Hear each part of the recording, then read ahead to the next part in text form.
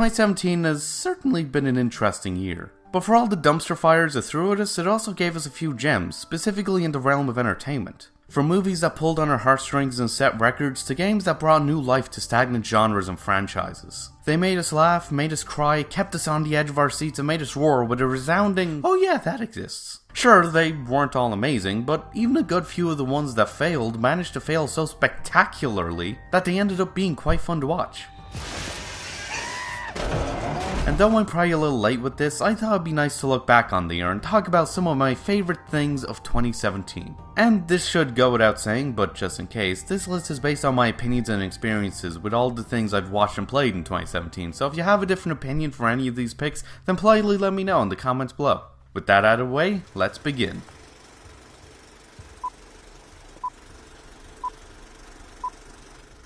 The film industry has been drenched in nostalgia for the last few years, and 2017 was no different. Superhero movies continued to reign supreme as sequels and adaptations abounded. And though some fell flat on their face, there were some that managed to stand on their own 2 feet, not just as good sequels, or even movies, but as works of art. Films like Blade Runner 2049.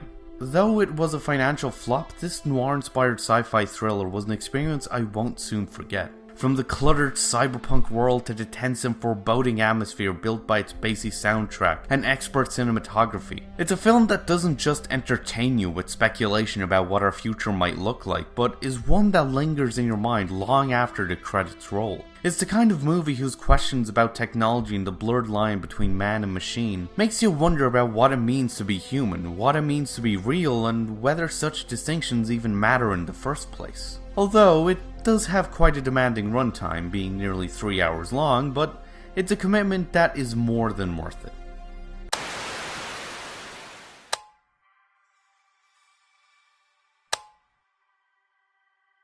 People say that we are in the golden age of television right now, and it's easy to see why. More than ever, TV shows and online series take advantage of their extended runtimes to weave together intricate stories with complex characters. Shows like Mindhunter. Based loosely on a true story, this Netflix series crafts a whole cast of intensely interesting characters that are slowly broken down by their research into the criminal mind, including the serial killers themselves, who, in my opinion, are probably the biggest hook of the show. There's a disconnect it creates between these killers and their horrific crimes, and their personalities, as they are often quite articulate, friendly, and even pleasant to be around, most of the time. It's a fascinating dichotomy to see develop, and one whose effect can be seen on the other characters, making for one of the most morbidly fascinating shows of the year.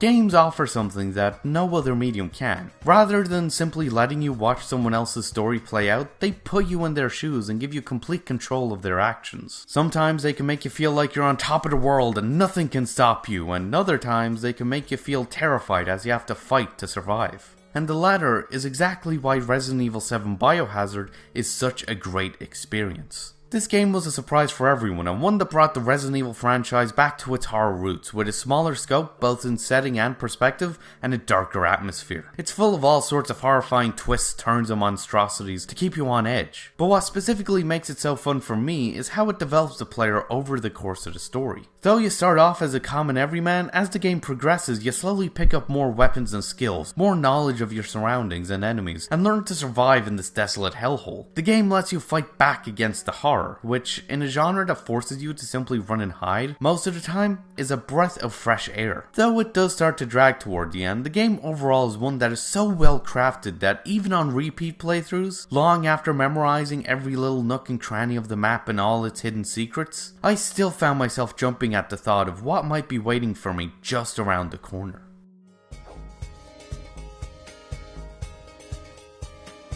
Anime is a strange medium. One minute you're watching a high-octane action series and the next you're watching a romantic drama and pretending not to cry. It's hard to explain, but it just works. And in my experience, the dumber and more bizarre the premise or idea, the more touching and emotionally resonant the show ends up being. Maybe that's why I enjoy Miss Kobayashi's Dragon Maid so much. On the surface, it's a dumb show, being about a Japanese programmer accidentally hiring a cute dragon girl who's got a gigantic crush on her to be her maid and all the shenanigans that follow. And yet, when you stop to dig a little deeper, there's something there that just connects. Its artwork and character designs are pandery, but there are so many shots and clips I can only describe as being beautiful. It's full of dumb gags and incredibly questionable content, but it also has its moments, whether it be the quiet ones that bring the characters closer together, or the insane ones that leave you in awe of the show's animation. Its characters are a bunch of exaggerated archetypes, but they all have their own struggles that feel genuine.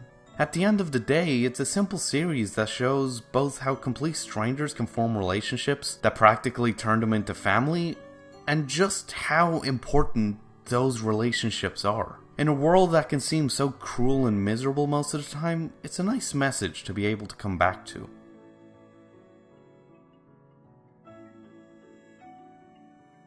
For as many great stories as there have been this year, there are some that simply didn't get the spotlight that they deserved. And it's a real shame because sometimes their sheer quality and polish manages to outshine nearly everything else around them, to the point that it's almost baffling that they were skipped over. And if you've been following me for a while, or have read the name of this segment, then I'm sure you know exactly what I'm about to talk about. Hosenki No Kuni, or Landed Lustrous in English, is a 3D anime that's good. Not good for a 3D anime good, but genuinely good. Great, in fact. Its animation is fluid and its direction is almost flawless, from the epic Sakuga moments and intense battle scenes to the little gestures, facial animations, and visual gags that are sprinkled throughout. Its characters, though visually repetitive, are all unique, each one having their own distinct personality and quirks. Its story is simple but complex, exploring relatable themes in subtle and clever ways. It is very simply a fantastic show that, in my opinion, deserves so much more attention.